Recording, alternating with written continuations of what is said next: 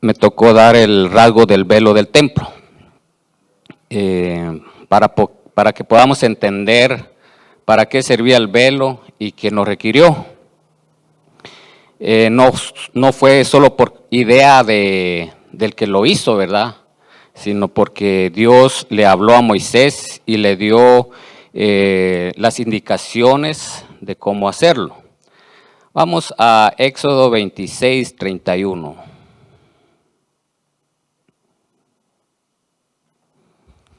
Dice así: también harás un velo de azul púrpura, carmesí y lino torcido. Será hecho de obra primorosa, con querubines, y lo pondrás sobre los 4 columnas de madera de acacia, cubiertas de oro, sus capiteles de oro sobre basas de plata, y pondrás el velo debajo de los corchetes y meterás ahí del velo adentro el arca del testimonio, y aquel velo os hará separación entre el lugar santo y el santísimo.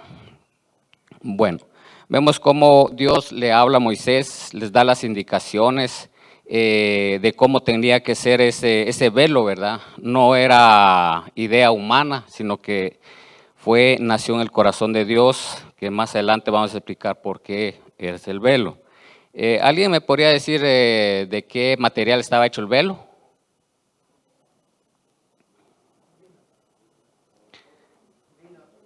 Aquí dice lino torcido, de azul púrpura, pero en lo que sí yo quiero enfatizar, de qué estaba hecho, pues. ¿De qué estaba hecho ese velo? Porque no es un velo así como observamos ahí, ¿verdad?, de tela, ¿verdad? Tenía un material especial. Bueno, dice que estaba hecho de cabello, así lo dice en cabello de cabra, pieles de carnero y de tejón, que en ese tiempo eran materiales caros. Y también Dios le da cómo lo iban a hacer, qué figura iba a llevar, ¿verdad?, porque ahí lo especifica, con querubines. ¿Y dónde lo iban a poner? ¿Sobre qué lo iban a poner? Bueno, eso es la pequeña introducción en el cual, pues, para poder entender hasta dónde llegó el velo y cómo fue su inicio. Ahora en el templo de Salomón, dice, tenía 30 codos de altura. En Primeras Reyes no, o sea, yo les voy a solo mencionar dónde está, pero no lo van a buscar. Primeras Reyes 6:2 dice, pero Herodes había aumentado la altura a 40 codos, de acuerdo a los escritos de Flavio Josefo, un historiador judío del primer siglo.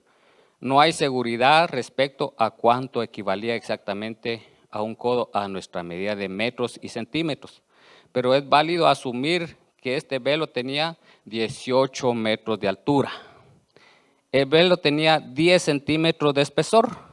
10 centímetros aproximadamente es como este grueso. Era lo que tenía el velo. Ahora imagínense el peso que tenía ese velo. No lo podía mover cualquier hombre. Y según este historiador, dice que con 2 caballos amarrados en cada extremo de la cortina, no lo podían rasgar, no se podía romper. Ahora vamos a ver en Hebreos 9 del 1 al 9. Antes de eso dice que el velo, el que estaba en ese tiempo en el tabernáculo, solo el sumo sacerdote tenía permitido pasar tras el velo una vez al año. En Hebreos 9:17 dice, para entrar ante la presencia de Dios por todo Israel y hacer expiación por sus pecados. Vemos que no cualquier persona tenía acceso a la entrada del lugar santísimo, sino que estaba ese velo de separación y que solo una vez al año podía entrar el sumo sacerdote. El resto del año se mantenía haciendo todo lo que Dios les había mandado con respecto a las ofrendas.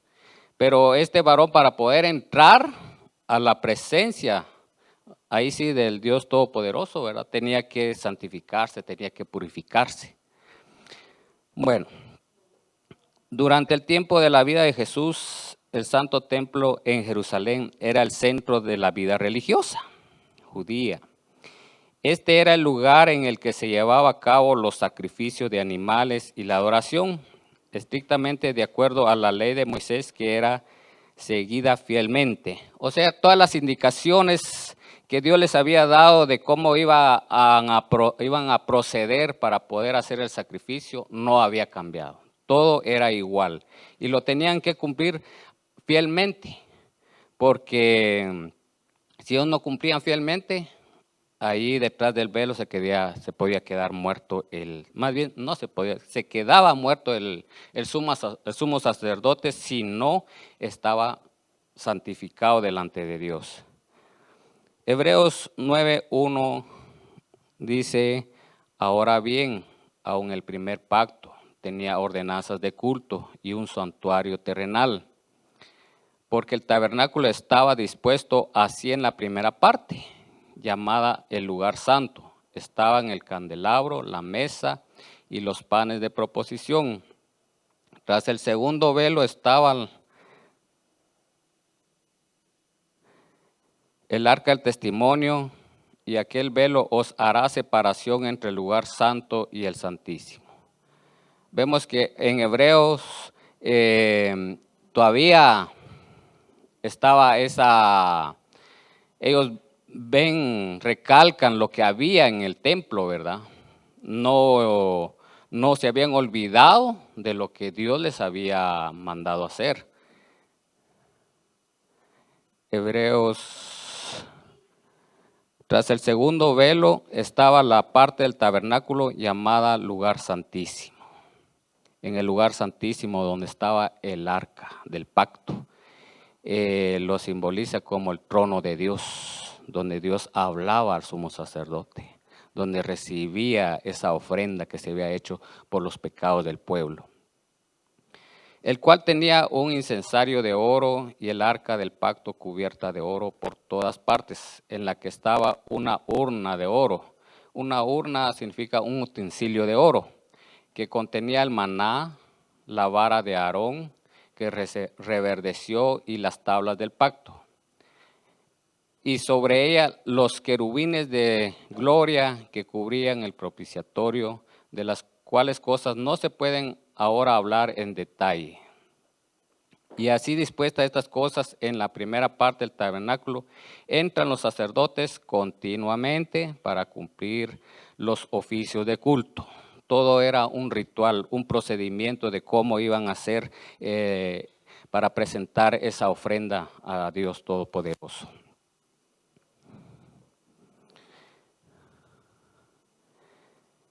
Pero en la segunda parte dice, solo el sumo sacerdote una vez al año, no sin sangre, o sea que tenía que llevar el sacrificio, no podía entrar sin hacer el sacrificio, la cual ofrece por sí mismo, o sea, por su propio pecado y por los pecados del pueblo, dice, asimismo y por los pecados de ignorancia del pueblo, dando el Espíritu Santo a entender con esto que aún no se había manifestado el camino al lugar santísimo, entre tanto que la primera parte del tabernáculo estuviese en pie, lo cual es símbolo para el tiempo presente, según el cual se presentan ofrendas y sacrificios que no pueden hacer perfecto en cuanto a la conciencia al que practica ese culto.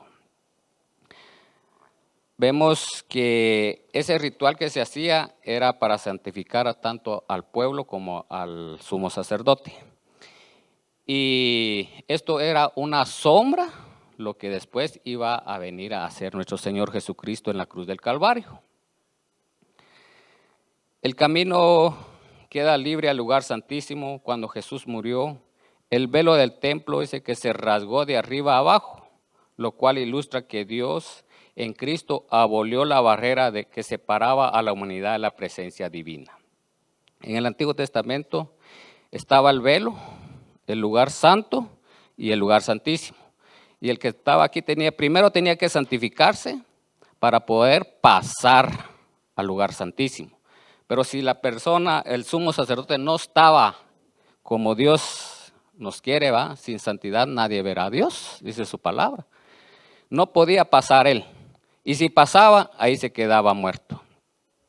Era una separación, dice, entre el pueblo y la presencia de Dios. Ahora a nuestra vida podremos decir que el pecado estaba separado de la presencia de Dios. Mateo 27, 50, 51. Solo voy a mencionar aquí las citas que respaldan cuando el velo se rasgó. También encontramos en Marcos 15, 38 y Lucas 23, 45. Concuerdan con los acontecimientos ocurridos. O sea que no solamente fue un discípulo del Señor que anotó eso, sino que fueron otros dos más. Mateo lo describe, Mateo 27, vamos a ponerlo aquí, 27, 50. Mas Jesús, habiendo otra vez clamado a gran voz, entregó el Espíritu. O sea que anteriormente ya había clamado él. ¿Qué era lo que había clamado?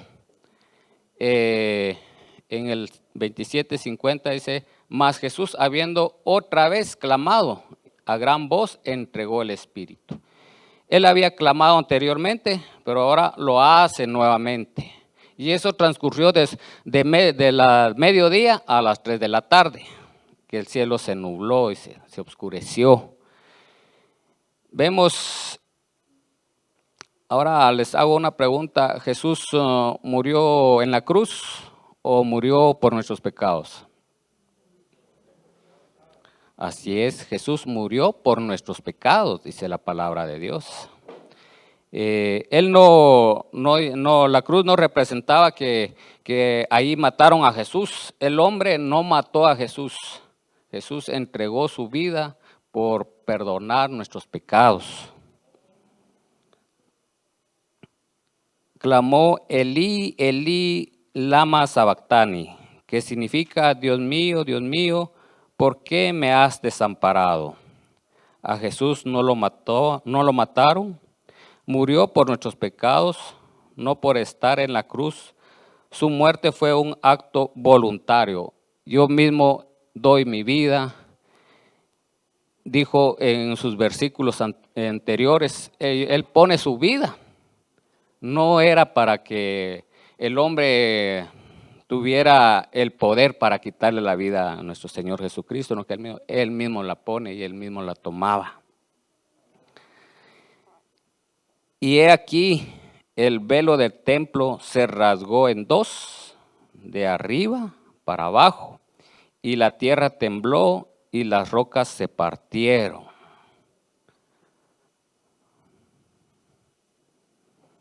Aquí está. Bueno, vemos cómo ya el historiador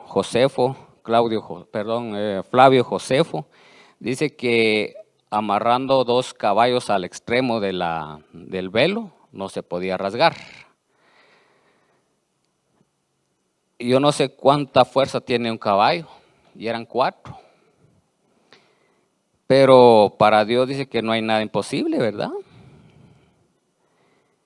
Y aquí el velo del templo se rasgó en dos, de arriba abajo, y la tierra tembló y las rocas se partieron.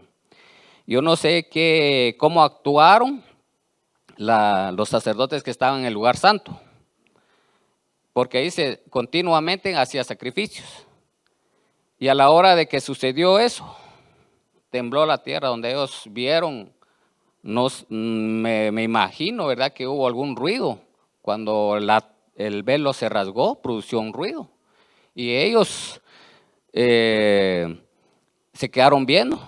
o más bien tenían, en ese momento estaban conscientes que si miraban para el lugar santísimo iban a morir. Salieron, no sé si salieron corriendo de ahí o alguien dijo, a ver qué pasa, ¿verdad? Así, cuando no queremos ver. Y se quedó, como vio que no pasaba nada, no murió, ahí se quedó. Fue un hecho realmente deslumbrante que pasó en la época de nuestro Señor Jesucristo. La ruptura del velo significó que el camino a la presencia de Dios fue abierto a todos a través de la muerte de Jesús. Ahí ya no solo entraron los judíos, sino que dice que los griegos, los escitas, todos nosotros los que no, los de en ese tiempo, ¿verdad? Todos los gentiles tuvieron ese acceso a la presencia de nuestro Señor Jesucristo. Porque antes necesitaban un sacerdote, los del mismo pueblo, necesitaban ese sumo sacerdote para tener ese acceso a Dios, para el perdón de sus pecados. Pero ahora quedó libre, ya fue quitada esa separación, ahora entramos nosotros. Y ahí sí, por la misericordia de Dios, ¿verdad, hermanos? Porque realmente nosotros merecíamos el castigo. Todo lo que conlleva el pecado, ¿verdad? La condenación eterna. El velo, Dios terminó con ese templo y su sistema religioso. Hasta aquí, dijo el Señor, queda abolido todo lo que habían hecho anteriormente. Porque lo que había anteriormente, lo que hacían, era la sangre del cordero, de los animalitos sacrificados, solo cubrían el pecado. No lo quitaban, no lo borraban. Pero hoy dice en su palabra, si tus pecados fueran rojos como el carmesí, como blanca lana, los iba a poner. De tus pecados ya no me acordaré más, dijo el Señor, los echaré al fondo de la mar. La bendición que Dios nos dio a través de la muerte de su Hijo amado Jesucristo. El velo en el templo era un recordatorio constante de que el pecado mantiene a la humanidad apartada de la presencia de Dios. Recordemos que en el Antiguo Testamento venía el Espíritu Santo y no a todos se les revelaba, no a todos les hablaba. Eran elegidos y solo venía, daba el mensaje y se volvía a ir. Pero hoy, a través de la muerte de nuestro Señor Jesucristo, tenemos esa ventaja. Que Él dice, yo me voy, pero vendrá el Consolador, dijo nuestro Señor Jesucristo. Él vino y hoy podemos tener acceso a cualquier hora, cualquier día, en cualquier momento de hablar con nuestro Dios. Es la bendición que tenemos hoy. La muerte de nuestro Señor Jesucristo no solo vino a perdonar nuestros pecados, sino que nos dio un montón de beneficios. ¿Qué beneficios tenemos cuando nuestro Señor Jesucristo hizo eso? ¿Cuáles son esos beneficios? Quiero que compartan conmigo, hermanos. Yo también aprendo de ustedes. La salvación, la vida eterna. ¿Qué más? Amén. ¿Algo más? Gloria a Dios.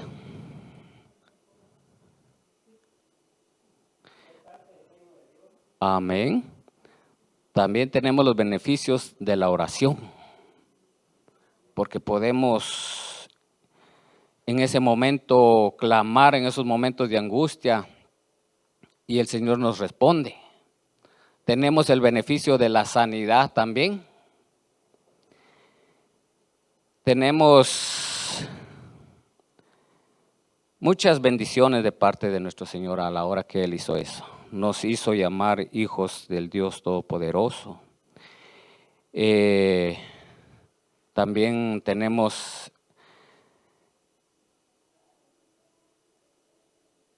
dice que echaremos fuera demonios, poder. Y tendréis poder y echaréis fuera demonios, dice su palabra. Eso es un beneficio, porque no cualquiera viene y te vas fuera y punto. No, en el nombre de Jesús tenemos autoridad para echar fuera demonios. Es un beneficio que Dios nos puso a través de la cruz del Calvario por nuestro Señor Jesucristo. Ahora, ya que nuestro Señor Jesucristo hizo eso, Dios delega el sacerdocio a todo creyente. ¿Quién cree que es sacerdote del Dios Todopoderoso? Todos somos sacerdotes del Dios Todopoderoso. Lo vamos a ver en 1 Pedro 2:9. Mas vosotros sois linaje escogido. ¿Por qué escogido? Porque Dios, nuestro Señor Jesucristo, murió por nosotros. Real sacerdocio, dice, nación santa, pueblo adquirido por Dios para que anunciéis las virtudes de aquel que os llamó de las tinieblas a su luz admirable. Otro beneficio, hermanos, vosotros sois linaje escogido. No es cualquier cosa, es escogido de parte de Dios. Real sacerdocio, dice, nación santa. ¿Puede ser un sacerdote de Dios andar en las cosas del mundo? No. Nosotros nos podemos ocultar de la vista del pastor, de la vista de los hermanos, inclusive estar en nuestra habitación y estar viendo cosas que no debemos, pero delante de Dios no podemos hacerlo. Él lo ve todo. Él está en todo lugar y en todo el tiempo. Bueno, vamos a... ¿Por qué es que estábamos excluidos de la presencia de Dios? Desde el primer hombre, amén. ¿Cómo entró el pecado al mundo? Por un hombre, ¿verdad? Por cuanto, Romanos 3:23 dice, por cuanto todos pecaron y están destituidos de la gloria de Dios. Aquí, ¿por qué es que dice la palabra en cuanto por que todos pecaron? ¿Por qué nos incluye a nosotros a hoy en día? Por cuanto todos pecaron y están destituidos de la gloria de Dios. ¿Por qué? Alguien, el hermano aquí me dijo que es por el pecado. ¿Cómo vino el pecado al mundo? Porque Adán y Eva, en el capítulo 3 de Génesis, ahí relata cómo fue que desobedecieron a Dios. Cuando desobedeció la voz de Dios, ¿qué pasó ahí?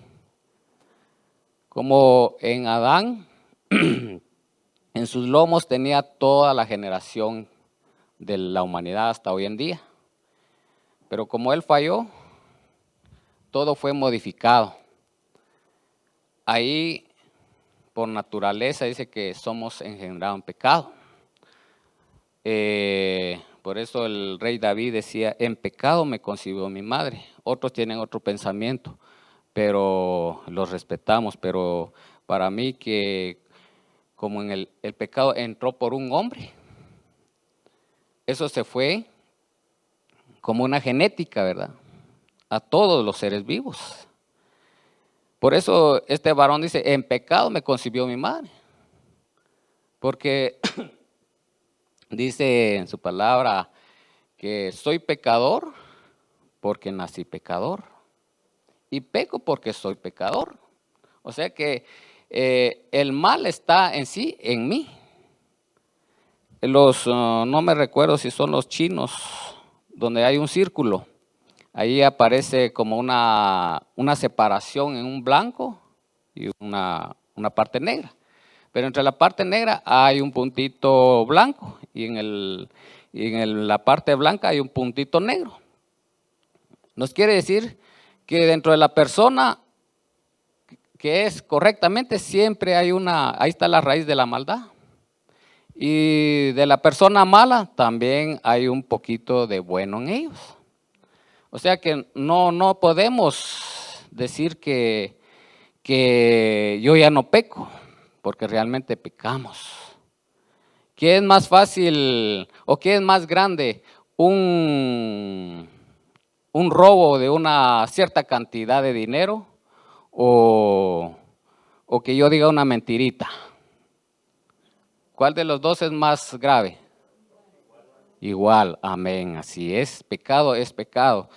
Nosotros somos los que hacemos distinción de los pecados, los hacemos grandes o pequeños, pero delante de Dios, pecado es pecado.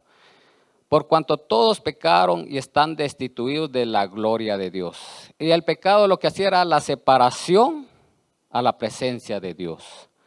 Cuando Jesucristo murió en la cruz del Calvario, murió por nuestros pecados y nos dejó ese libre acceso a la presencia de Dios. Esto es a los que son creyentes, a los que no conocen de Dios, no. Aún en su misericordia, el Señor, por ejemplo, les voy a dar un poco de mi testimonio. Por ejemplo, yo era una persona pecadora.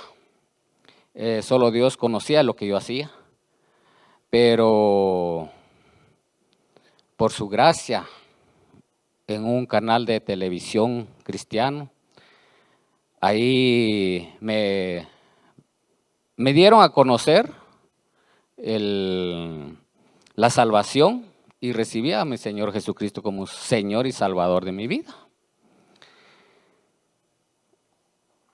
Por su misericordia fui alcanzado en ese momento. A mí nadie me obligó, nadie me dijo, acepta al Señor Jesucristo, porque si no te vas a ir al infierno. Nadie. De corazón lo hice delante de Dios. Por eso realmente yo cuando les evangelizo a las personas, les digo, no les insisto, porque cuando uno les insiste a la persona, lo pueden hacer por obligación o para que ya no me moleste. Yo no sé cómo fue su conversión. Usted conoce el día que se convirtió al Señor, si lo hizo de corazón o lo obligaron. Pero para mí es mejor que una misma persona, uno mismo se arrepienta y le pida perdón a Dios. Porque si lo voy a hacer solo por obligación para que me deje estar molestando, ¿qué creen ustedes? ¿Eso le agrada a Dios? No, ¿verdad? No le agrada. Bueno, me estoy metiendo un poco ahí porque esta es parte también de lo que es, como dice en su palabra, siendo justificados gratuitamente por su gracia, mediante la redención que es en Cristo Jesús. Él pagó un pago para que yo estuviera hoy aquí y ustedes también estuvieran hoy aquí y los demás hermanos que ya recibieron a nuestro Señor Jesucristo. Siendo justificados, Él me justifica ya, gratuitamente, no porque yo me lo haya ganado, no porque yo diga, yo me he comportado bien desde mi niñez hasta hoy en día, no, sería un mentiroso. Somos justificados gratuitamente por su gracia, por ese regalo que Él hizo en la cruz del Calvario, mediante la redención. Redención aquí es el pago que Él hizo por medio de su cuerpo, dándole en sacrificio puro y vivo en la cruz del Calvario. Romanos 5:8. Mas Dios muestra su amor para con nosotros en que siendo aún pecadores, Cristo murió por nosotros. Aquí yo lo analizo así. Mas Dios muestra su amor. Estábamos en el mundo, pecadores, pero aún así Él nos amó. Él dijo, no pueden solo, no pueden vivir en santidad.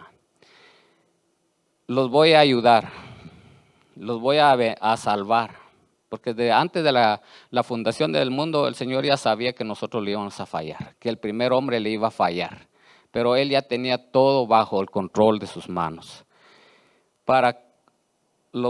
Dice, mas Dios muestra su amor para con nosotros en que siendo aún.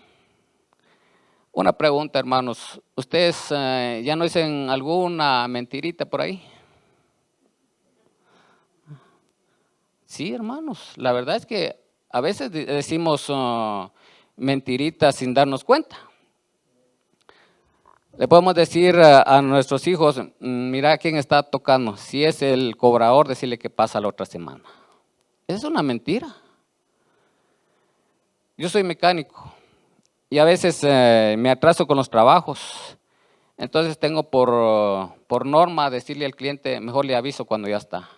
Porque si yo le digo, el día tal está y no lo termino, soy un mentiroso. Por eso que tengamos mucho cuidado en las cosas de que hablemos, ¿verdad?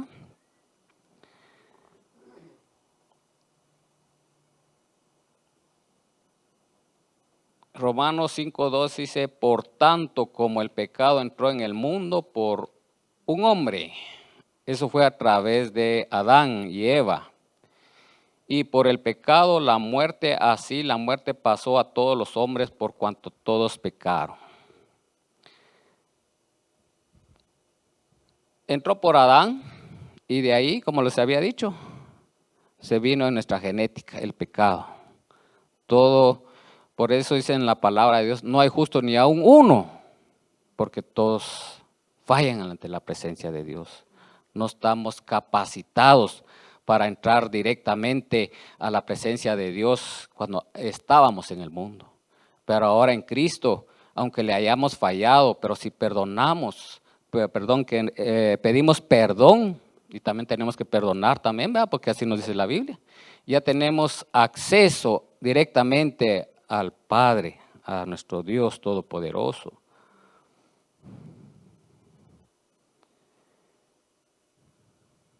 Colosenses 2:13. Y a vosotros estando muertos en pecados y en la circuncisión de vuestra carne, os dio vida juntamente con él, perdonando todos los pecados, anulando el acta de los decretos que había contra nosotros, que nos era contraria, y quitándola de en medio y clavándola en la cruz, y despojando a los principados y a las potestades, los exhibió públicamente, triunfando sobre ellos en la cruz. Vemos, hermanos, que estábamos muertos, dice, en nuestros delitos y pecados. Cuando Él murió en la cruz, dio vida juntamente con Él a muchos y aún seguirá dando vida a muchos, a todos aquellos que lo quieran recibir. Anulando el acta de los decretos, es una tradición judía, una costumbre que, no era judía, perdón, romana. Los romanos lo habían adoptado, que cuando crucificaban a una persona, le ponían ahí el listado, tal fulano murió por esto y por esto y por esto, por lo que había hecho. Y por eso dice aquí, y clavándola, quitándola de en medio y clavándola en la cruz. ¿Por qué murió nuestro Señor Jesucristo?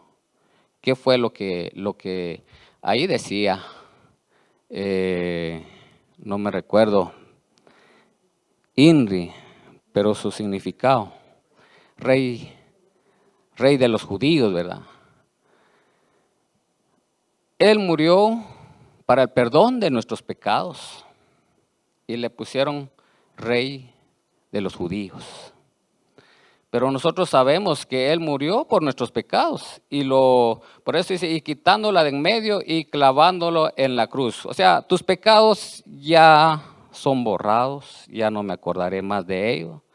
Ahora tienes acceso libre a la presencia de Dios.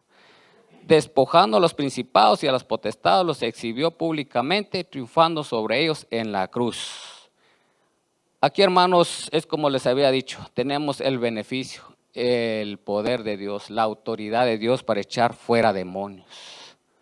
Por eso dice, y despojando a los principados y a las potestades, los exhibió públicamente, triunfando sobre ellos en la cruz. Nos dio el poder a nosotros por medio de la cruz, por medio de su muerte. Así que si cada uno de ustedes tiene que ir a buscar a alguien para poder echar fuera a un demonio, sí es cierto, hermanos, Pero póngale, usted no va a llamar al hermano pastor que venga a orar por usted a la 1 o 2 de la mañana.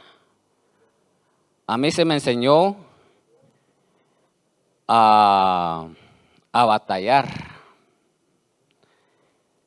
que no tenía yo que recurrir a otra persona para poder batallar en esos momentos. El hermano pastor está en sus mejores sueños y uno llamándole ahí que venga, que se me enchamucó mi hijo.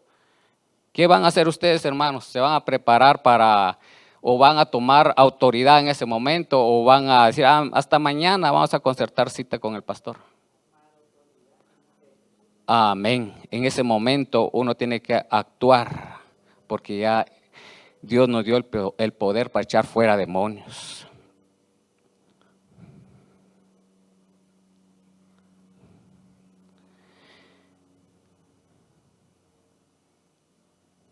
Me equivoqué, vamos a ver.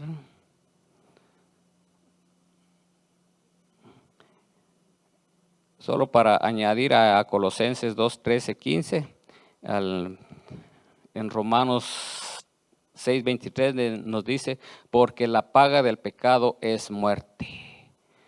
Nos merecíamos la muerte y ahí el castigo al lago de fuego. Mas la dádiva de Dios es vida eterna en Cristo Jesús, Señor nuestro. Pero por la misericordia, por el gran amor de Dios, nosotros ya no vamos a ese lugar de tormento. Vamos a un lugar mejor. ¿Quién era el único delegado de la restauración entre Dios y el hombre? Cristo. Porque de tal manera amó Dios al mundo que ha dado a su Hijo unigénito, para que todo aquel que en Él cree no se pierda, mas tenga vida eterna. Porque no envió Dios a su Hijo al mundo para condenar al mundo, sino para que el mundo sea salvo por Él. El que en Él cree no es condenado, pero el que no cree ya ha sido condenado, porque no ha creído en el nombre del unigénito Hijo de Dios. Para mí es los versículos que evangelizo, ¿verdad? Cuando nosotros le explicamos a las personas con solo el hecho de no recibir al Señor Jesucristo, ya la persona ya es condenada. Así de fácil. No va a ser tanto porque robó, porque mató, porque adulteró. No va a ser tanto por eso, sino porque, como bien dice en su palabra, porque no envió Dios a su Hijo al mundo para condenar al mundo, sino para que el mundo sea salvo por Él. El que en Él cree no es condenado, dice la palabra de Dios. No va a ser condenado porque robó, porque adulteró, porque mintió. No va a ser tanto por eso. Pero el que no cree ya ha sido condenado. Ahí está la sentencia. Simplemente con el hecho de que no aceptemos a nuestro Señor Jesucristo, lo que Él hizo en la cruz del Calvario. Simplemente con eso ahí sí ya no hay perdón, aunque nos comportemos bien en este mundo, pero si no creemos en nuestro Señor Jesucristo como nuestro Señor y Salvador, lamentablemente no podemos llegar a la presencia de Dios. A veces he conversado con personas estudiosas y ellos no están de acuerdo con lo que Dios ha hecho. ¿Cómo así que hay un Dios que permite la muerte? Hay un Dios que, por ejemplo, me dice el personaje, hay una persona que hizo todo lo malo y después se arrepiente y busca de Dios. Yo no estoy de acuerdo con eso, me decía él. Bueno, cada quien es su pensar, ¿verdad? Pero por la misericordia de Dios, es que ¿quién de aquí ha sido santo desde que nació? Nadie. Todos fallamos. Por la misericordia de Dios, ya que está la gracia, podemos pedir perdón y tenemos acceso a la presencia de Dios. El que en Él cree no es condenado. Ahí está la palabra. Porque no, pero el que no cree ya ha sido condenado, porque no ha creído en el nombre del unigénito Hijo de Dios. No se le ha dado otro nombre a los hombres en el cual haya salvación y vida eterna. El nombre de nuestro Señor Jesucristo. Solo en Él tenemos la salvación y vida eterna. Juan 1:29. El siguiente día vio Juan a Jesús que venía a él y dijo: he aquí el Cordero de Dios que quita el pecado del mundo. El he aquí significa pon atención. Mira, ahí viene el Cordero de Dios que quita el pecado del mundo. Ustedes son muy estudiosos de la Biblia. ¿Cómo deberían, cómo cómo debería estar ese animalito que iba a ser sacrificado? Puro, perfecto, sin manchas, sin desperfectos físicos, ¿verdad? ¿Y cómo era nuestro Señor Jesucristo? Perfecto en todo. 100% hombre, 100% Dios. Él no falló, Él no mintió, Él no dijo: por todo lo que me están haciendo les voy a mandar un castigo ahorita. No, Él no guardó rencor en su corazón, sin manchas, sin defecto. ¿Qué eran los requerimientos para el Redentor? O sea, los requerimientos para la ofrenda más que todo. Vamos a Lucas 24:19. Entonces, Él les dijo: ¿qué cosas? Y ellos le dijeron: de Jesús Nazareno, que fue varón profeta, poderoso en obra y en palabra delante de Dios y de todo el pueblo.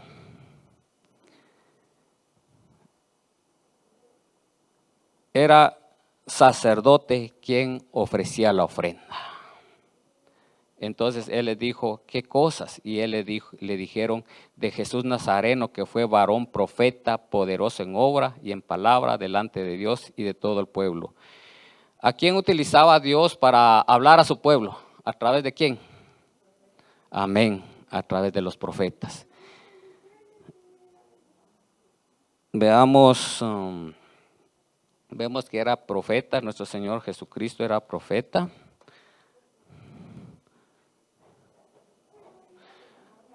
Porque no tenemos un sumo sacerdote que no pueda compadecerse de nuestras debilidades, sino uno que fue tentado en todo, según nuestra semejanza, pero sin pecado. Nosotros a veces no nos compadecemos de nuestros hermanos, ¿cierto o no?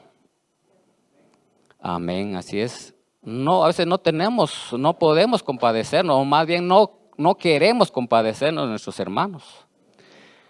Porque no tenemos un sumo sacerdote que no pueda compadecerse de nuestras debilidades. ¿Quién es el único que puede compadecerse de nosotros?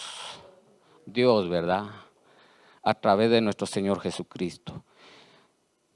Sino uno que fue tentado en todo y saliendo dice que fue tentado, Jesucristo fue tentado en el desierto. ¿Cuál fue la primera tentación?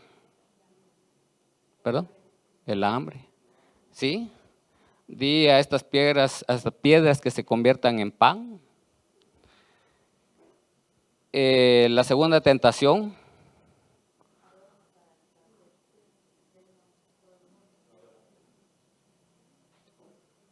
Vemos que no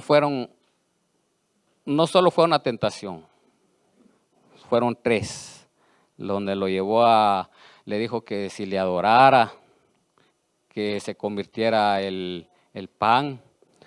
¿Y cuál fue la otra? Que le adorara, ¿verdad?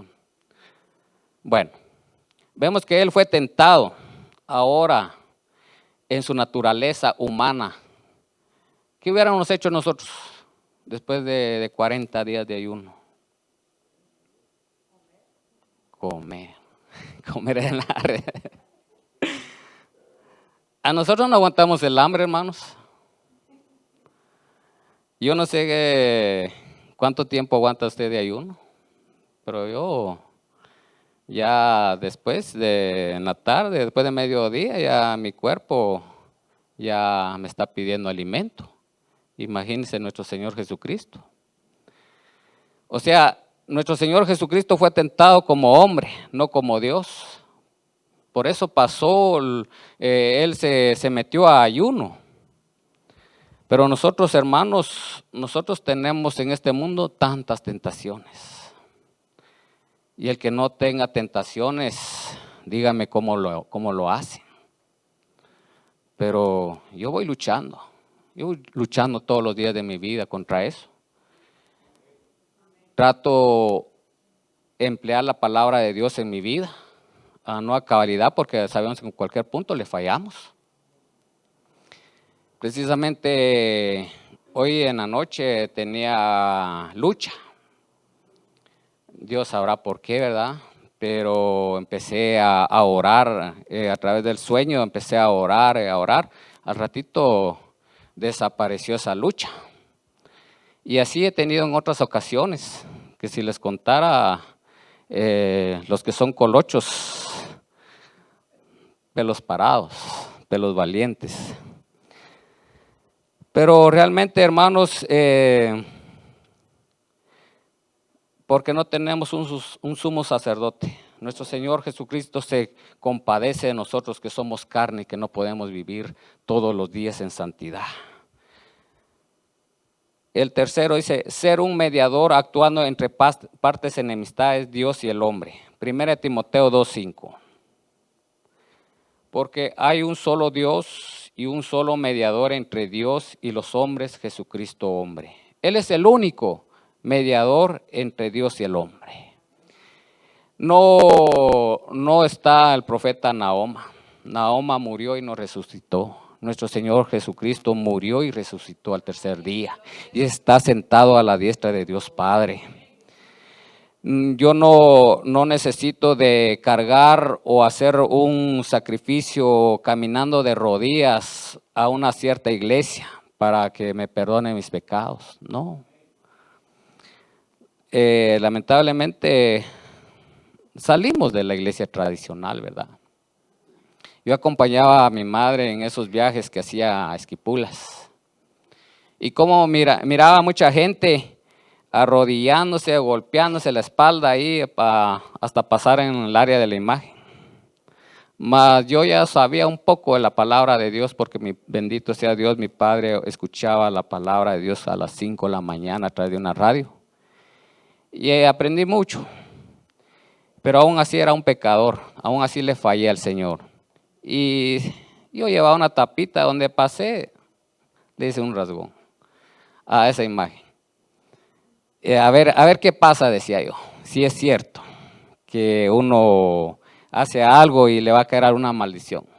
Miren, gracias a Dios aquí estoy, para la honra y gloria de mi Dios, que desde pequeño, desde que antes que naciera, ya me tenía por un propósito en esta vida. Y así a cada uno de ustedes, Dios los escogió con un propósito en esta vida para anunciar, dice su palabra, a todos aquellos que están necesitados. Entonces Dios, nuestro Señor Jesucristo es un mediador actuando entre partes enemistades entre Dios y el hombre. También es la ofrenda en sí mismo para con Dios. Jesús le dijo, yo soy, perdón, ya me faltó esta. Jesús le dijo, yo soy el camino, la verdad y la vida, nadie viene al Padre sino por mí. No hay otro nombre, como dice su palabra, en el cual haya salvación. Solamente en Jesús, yo soy el camino. No dijo, tomen este camino o tomen este otro. No dijo, hay varios caminos que llegan a la presencia de Dios. Dijo, yo soy el camino, un camino. y la verdad y la vida. Nadie viene al Padre sino por mí, dijo nuestro Señor Jesucristo. Más sencillo que esto, hermano, de la palabra de Dios, yo creo que no es difícil de entender, ¿verdad? Pero hay quienes no. Tienen, como dice, cauterizada la mente. Hay quienes tienen varios dioses. Una religión que escudriñé un poco sus doctrinas, decía que para ir a la presencia de Dios tenía que tener actos buenos y que allá le iban a dar las concubinas que él quería. Cosas, hermanos, de la invención del hombre, ¿verdad?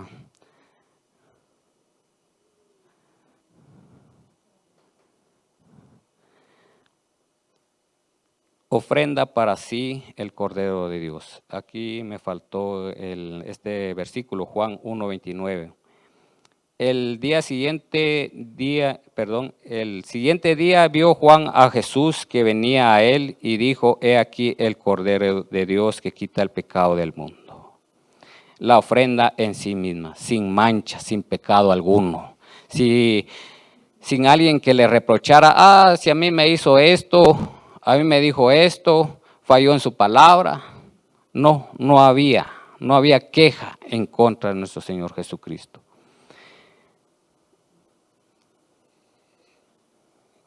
El rasgo del velo simboliza la muerte de nuestro Señor Jesucristo. Hebreos 12:24 dice: a Jesús, el mediador del nuevo pacto, y a la sangre rociada que había mejor que la de Abel. Bueno, la muerte de nuestro Señor Jesucristo simbolizaba a Jesús, el mediador del nuevo pacto.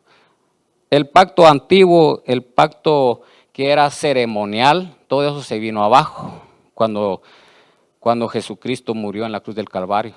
Se vino al suelo, dijo: aquí termina todo culto, todo lo que se hacía en el tabernáculo, en ese tiempo en el templo de Salomón, todo eso se acabó.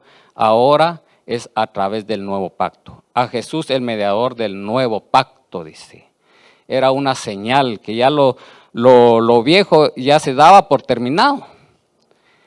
Y venía lo nuevo, que era la muerte, que solo a través de la muerte la muerte a través de él, íbamos a tener ese acceso a la presencia de Dios. Hebreos 4:16. Acerquémonos pues confiadamente al trono de la gracia para alcanzar misericordia y hallar gracia para el oportuno socorro. Ahí está, hermanos. Ahora ya no tenemos ese temor que antes tenía lo del pueblo judío, que si no estaba bien delante de Dios, el sumo sacerdote cuando entraba, dice que tenía en su vestuario había como unos tipos campanitas y le amarraban en el tobillo por decirlo así, un lazo. Y él entraba y hacía, y también tenía un procedimiento de ritos. Él no podía darle la espalda al arca, sino que de frente, igualmente de frente tenía que retroceder. Pero cuando este sumo sacerdote no estaba bien consagrado, no estaba puro delante de Dios, ahí quedaba fulminado, quedaba muerto. Entonces cuando el sumo sacerdote ya no se movía, ya no se oía el ruido de la campana.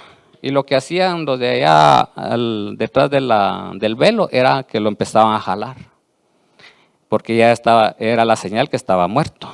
Pero ahora dice: acerquémonos pues confiadamente al trono de la gracia.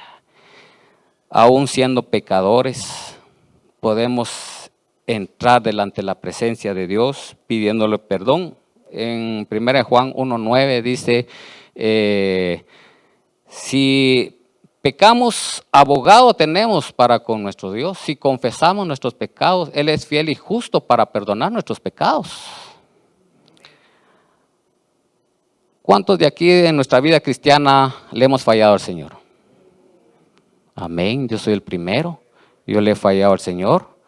No les puedo decir: no, hermanos, yo me he permanecido fiel delante de Dios. No, en el transcurrir, en el tiempo, reconozco que le he fallado, pero en esos momentos, doblar rodillas, Padre, en el nombre de Jesús, yo sé que te fallé, hice esto y yo estoy confesando mi pecado. Te ruego que me perdones. Y ya, eso es lo que tenemos que hacer, pues es fe. Creer que Él existe, creer que Él nos escucha. Pero si solo estamos en un sentir, es que hoy no sentí la presencia de Dios, es que yo no sentí que Él me haya perdonado. Yo no siento que Él me hable. Hermanos, tenemos la palabra de Dios que está a través de la Biblia, en el cual Él nos habla en nuestras vidas. Hay quienes tenemos el privilegio que Dios nos hable audiblemente. Yo no sé cuántos de ustedes Dios les ha hablado audiblemente. A mí, casos especiales, haz esto, haz aquello. Muy bien, ahí voy. Acatando las órdenes, porque si no, también tengo mi chicotazo, ¿verdad? Por no hacer las cosas como Él quiere. Bueno, vamos en Hebreos 10, 19. Así que, hermanos, teniendo libertad para entrar en el lugar santísimo por la sangre de Jesucristo, por el camino nuevo y vivo que Él nos abrió a través del velo, esto es de su carne, y teniendo un gran sacerdote sobre la casa de Dios, acerquémonos con corazón sincero. Así es, hermanos, cuando nosotros entramos a la presencia de Dios, dice que tenemos que acercarnos con el corazón sincero. ¿Y qué es el corazón sincero? Estar bien delante de Dios. No ser un hipócrita haciendo cosas allá en la calle que van en contra de la palabra de Dios y luego venir, Señor, gracias, o levantar la mano o ser un gran orador. No tiene caso. Aquí dice en la palabra con un corazón sincero. Un corazón sincero significa estar bien delante de Dios. Y si le hemos fallado, pues tenemos que pedir perdón. Purificando los corazones de mala conciencia y lavado los cuerpos con agua pura. Mantengamos firmes sin fluctuar la profesión de nuestra esperanza, porque fiel es el que lo prometió. Que nadie te quite en tu corazón esta enseñanza, que solo a través de Jesucristo hay salvación y vida eterna. Él es el único intermediario entre Dios y el hombre, que ahora ya podemos entrar en la presencia de Dios libremente, confiadamente, esa es su palabra. Ya no tenemos que hacer sacrificios nosotros de caminar de rodillas o cargar una imagen o hacer o portarse bien. No, tenemos el acceso libre. Esa es la doctrina, el rasgo del velo, hermanos. Bendito sea el Señor. Espero que no seamos movidos de esa doctrina, porque yo he visto a personas que están en el cristianismo y después los jalan en otra secta. Una secta es que no tienen los tres elementos, le puedo decir, al Padre, al Hijo y al Espíritu Santo. La secta solo va a tener al Padre y al Hijo, o al Hijo y al Espíritu Santo, o más de alguno le va a faltar. Esa es una secta.